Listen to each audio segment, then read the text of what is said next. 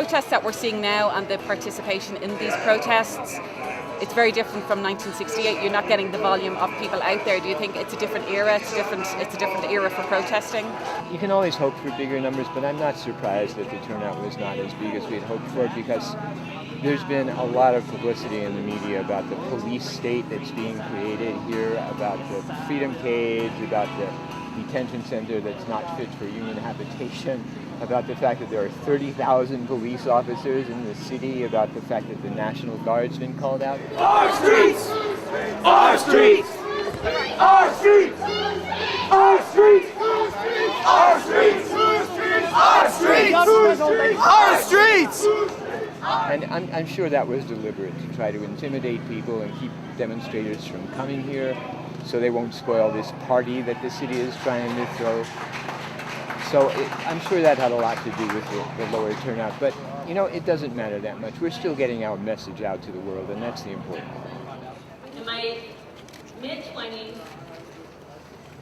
I attended a rally at Regis University when the Clintons came in to meet with the Pope. I remember them coming in on the helicopters. Again, I brought my kids with me. I met one of the letters healthcare. I know a lot of people, or had been said that people would be coming from out of town. Do you know, did that indeed manifest? Did people come in? Have you had contact with out of town protest groups? We were sitting in the park yesterday talking to a few people who came from Olympia, Washington. We know there are people from other parts of the country. So we definitely had some people come from out of town. So where do you go from here on in? Do you just continue with the plans that you have? Do you have a contingency plan, maybe because you don't have the volume, the crowds that you had expected? No, we're just going to continue with what we had planned. As I said, the important thing is the message that we're getting out through the media, and thankfully we've got a lot of media coverage here, and so we're going to get the message out to the world that we're not going to be intimidated. We're not going to be scared by this police state atmosphere. The Constitution still means something, the First Amendment still means something, and we're here to say that after 8 years of an attempt by the Bush administration to tear the Constitution to shreds, to frontal assault on civil liberties, that the Democrats have been complicit in. We're not scared, we're not intimidated, we're out here to reassert our rights to participate in the political process.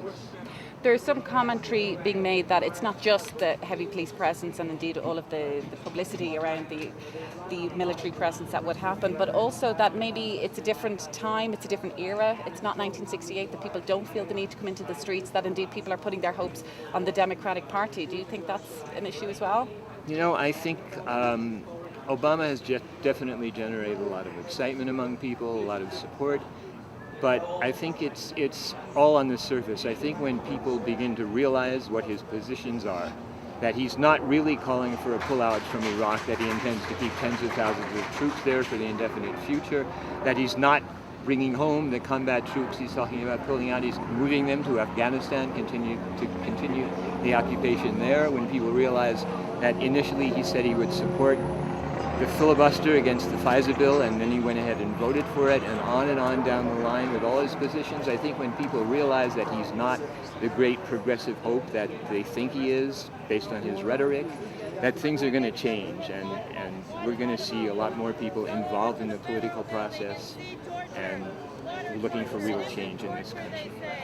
Each action that you are planning has a specific theme. Yesterday was the anti-war march. Do you think that the low turnout compared to years gone by when a lot of people came out to show their protest against the war might also be reflective that that's not on the top of people's priorities, and where do you go with that as a protester? Well, you know, I think we had millions of people out before the invasion happened, not just here but around the world, and nothing happened. The administration basically ignored public opinion. I think there's a certain fatigue that sets in, a sense of futility that no matter what people do, nothing's going to change. So that probably had something to do with the low turnout. And I think, yeah, a lot of people are pinning their hopes on getting in a Democratic administration that's going to put an end to these imperial adventures. And when they see that that's not going to happen, because it's not, because the Democrats have been totally complicit in what's happened in Iraq, then I think people are going to start coming out.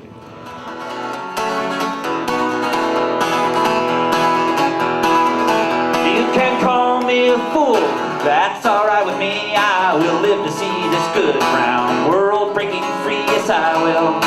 Yes, I will. They say they will incorporate the world